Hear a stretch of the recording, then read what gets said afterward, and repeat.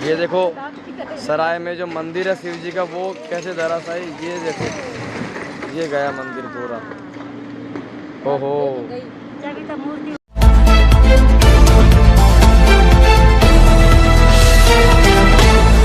हम आपको बताते चलें, अलवर जिले के राजगढ़ उपखंड में मास्टर प्लान के तहत पुराने 3 मंदिरों को ध्वस्त किए जाने को लेकर राजनीति गर्मा गई। विभिन्न हिंदू संगठनों ने इसकी शिकायत पुलिस को दी। 3 शिवालयों को ध्वस्तीकरण को लेकर व देवी देवताओं की मूर्तियां खंडित होने के से लोगों में काफ़ी नाराजगी देखने को मिली। इसके विरोध में लामबंद हुए लोगों ने बताया कि पुलिस ने बलपूर्वक उन्हें हटाया। पालिका व प्रशासन की ओर से। हरिओम मीणा की रिपोर्ट। जिस तरीके से 4 बड़े मंदिर यहाँ पर तोड़े गए, लोगों के घर तोड़े गए, क्या कहेंगे आप? कांग्रेस की सरकार होते हुए ये सब कुछ कैसे हुआ? सरकार कहती है कि हम जनहित की बात करते हैं। कांग्रेस दोहरा चरित्र अपना रही है। जहांगीरपुरी में तो वो खिलाफत कर रही है और राहुल गांधी कह रहे हैं कि संविधान पर बुलडोजर चल रहा है। तो यहाँ क्या चल रहा है? राहुल गांधी ने बताया 300 साल पुराने मंदिर को जिस बेरहमी से ध्वस्त किया गया, मूर्तियों को जैसे काटा गया और सैकड़ों मकानों को किस ढंग से ध्वस्त कर डाला। राहुल गांधी जी को मैं कहना चाहूंगा कि आप बात बात पर यूपी भाग जाते हो, जहांगीरपुरी तो बयान दे देते हो, जरा गहलोत के कारनामे भी तो यहाँ राजगढ़ में आके देख लो। हमारी बहुसंख्यक समाज, हिंदू समाज की भावनाओं को जबरदस्त आहत किया। महिलाएं हाथ जोड़कर खड़ी थी, उनको धक्का दिया गया, दबाया गया, बताया गया कि हम मंदिर को तोड़ेंगे अगर आप भगवान भोलेनाथ का नारा लगाएंगे तो। थोड़ा भी और ज्यादा विरोध करते तो महिलाओं को गिरफ्तार करते, लाठीचार्ज करते। ठीक है, किया भी जैसा ये बता रहे थे, महिलाओं के साथ बदसलूकी किया, बड़ी भयंकर भीड़ थी। क्या नगर पालिका के चेयरमैन के कहने से इतनी भीड़ आ सकती है? एसडीओ आ सकते हैं, पुलिस आ सकती है, क्यों आ सकता है? कोई नहीं आया। तो सारा सत्ताधारी दल का दबाव था, इसलिए बर्बरता गहलोत सरकार ने की है, उसके हम विरोध करने के लिए।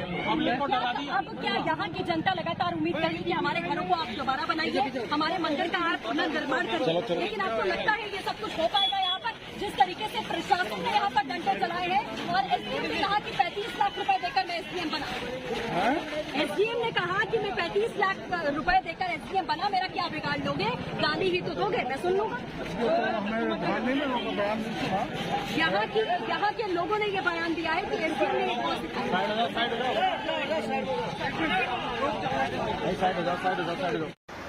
चेयरमैन साहब, आपके खिलाफ ये आरोप है कि ये जो मास्टर प्लान है ये आपके द्वारा इसका आदेश दिया गया था, आपने बोर्ड मीटिंग में इसको लिया था, क्या ये मास्टर प्लान लिया था आपने?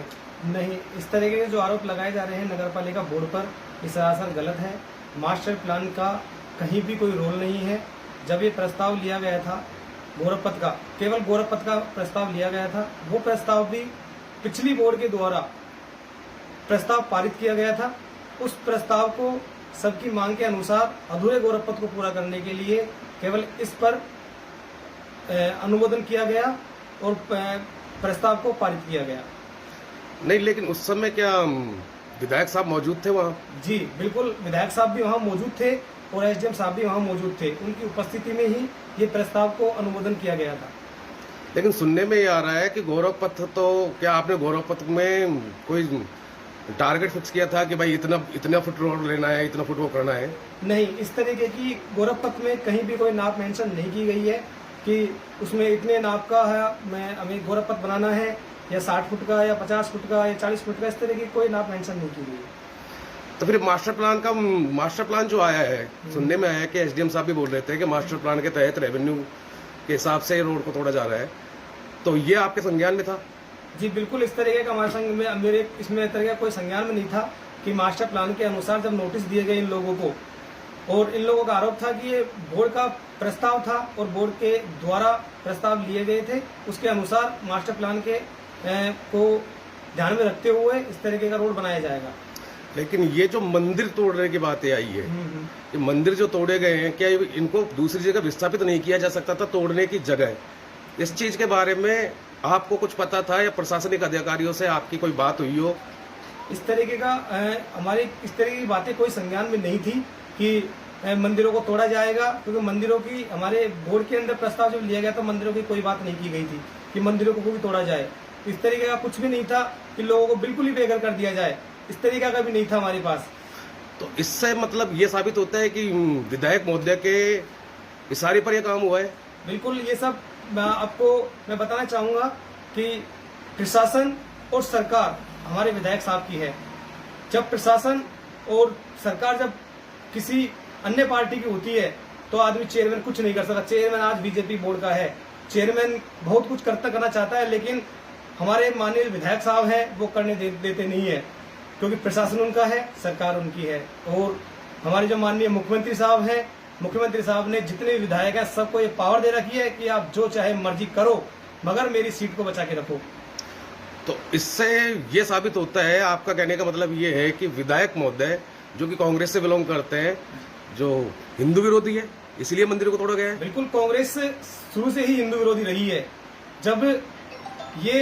जब कुछ बातें हुई थी, अभी माननीय विधायक साहब के सुपुत्र साहब जिनके ऊपर दुष्कर्म का आरोप लगाया गया था कि और दुष्कर्म के उनको करने के लिए राजगढ़ के जो भारतीय जनता पार्टी के कार्यकर्ता हैं और अलवर के जो, कृपया हमारे YouTube चैनल को लाइक व सब्सक्राइब करें, बेल आइकॉन दबाएं, ताज़ा खबरों के लिए हमसे जुड़े रहें।